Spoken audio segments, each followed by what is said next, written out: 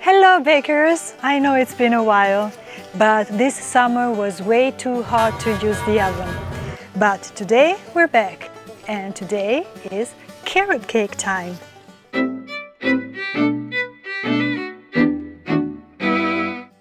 So this is a very easy procedure for the carrot cake, but there are a lot of ingredients, so we need a large bowl.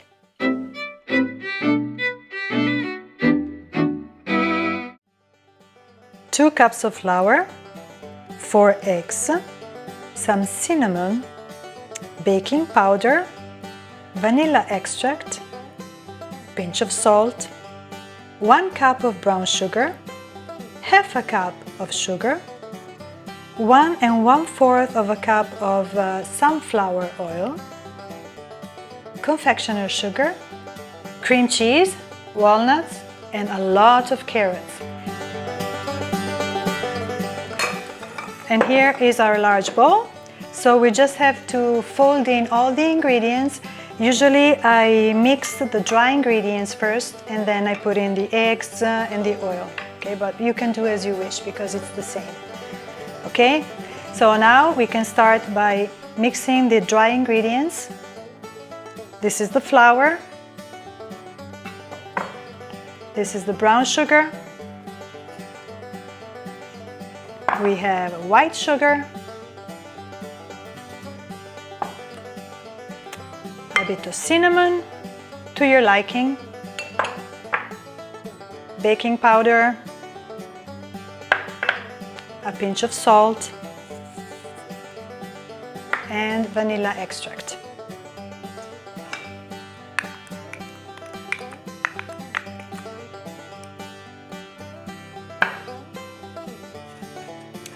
We mix them together, just a little bit, and then we break the eggs, these 4 eggs. It's a very easy cake.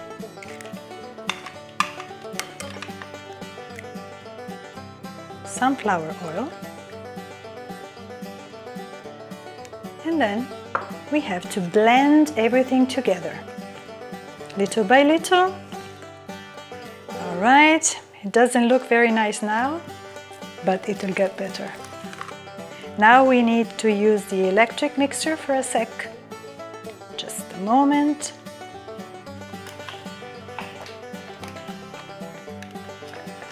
Okay, just to make sure everything is nice and blended. Okay, here we are. And now, last but not least, the carrots. I usually use organic carrots, not only because they are healthier, but also because they taste better. Let's fold in the carrots. You can put as many as you like. I usually use a couple of cups or even more, because the more carrots you use, the better the carrot cake tastes. Okay, and just blend everything nice and smooth. Okay, now we can add the walnuts, but if you like almonds or pecans, you can add them to your liking instead of the walnuts. And also you can use raisins, but it depends on your taste. The people for whom I cook this cake don't usually like raisins, so this is why I don't use them anymore. Okay, I think that's enough.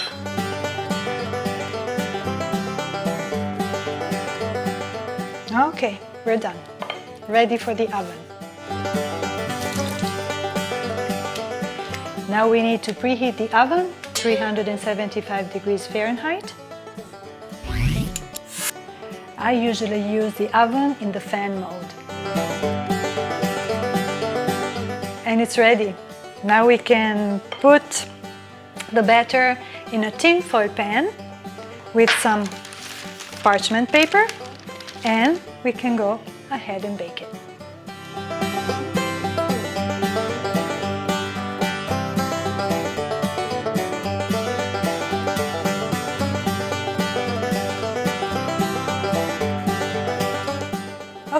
we have to bake it for 45 minutes, and maybe you can use a toothpick to see if it's ready, but usually it's 45 minutes.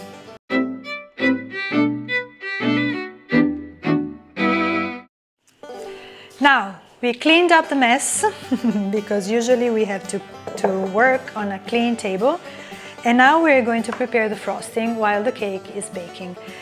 For the frosting, we're going to use cream cheese and confectioner sugar. Some people also add some condensed milk or some vanilla, but I like it like this, just cream cheese and confectioner sugar. I think it's nice. Okay, so we just need to blend the two things. And you can use a lot of frosting, or you can use just a thin layer. It depends on your taste. Okay, and work it until it's nice and smooth. You can add as much sugar as you like, because it depends if you like the sweet frosting or a non-sweet frosting. I usually don't use too much sugar.